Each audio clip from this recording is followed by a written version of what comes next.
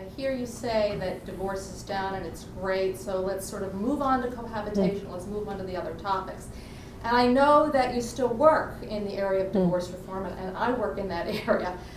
So that sort of concerned me to like, let's stop there. Are we getting too ahead of ourselves? Because we still need to be concerned about that. And I'm wondering what impact that the fear of divorce has on cohabitation.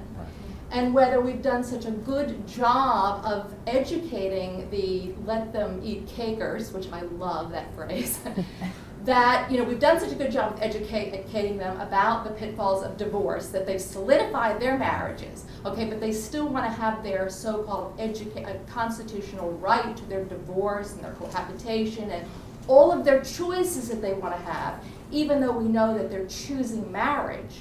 And that those people in the other levels where we're really having the problems, divorce is causing them to be afraid of to get married in the first place. There's some pretty good evidence that sociologically and also from good econometric modeling that one reason that young adults are cohabiting in larger numbers today is because they saw their parents divorce and they're kind of gun shy about marriage. And that if we had stronger marriage laws, where people had more confidence in the institution of marriage, they would be more likely to kind of invest in marriage. So I think certainly part of the story here is not just dealing with cohabitation, but also trying to reform divorce laws so they actually give more, well, first of all, they slow down the process of divorce, they educate people better about what's going to happen to them and their kids, but then also to think about when it comes to custody and when it comes to division of property, that you do take into consideration marital conduct prior to the divorce as well.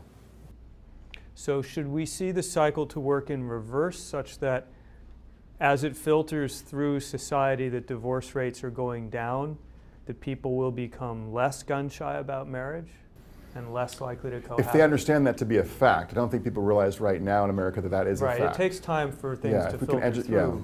And to reinforce that with but more legal kids reforms. will be growing up with, fewer kids, I should say, proportionally, will be growing up with the experience of divorce, so they may in turn be less gun-shy about marriage?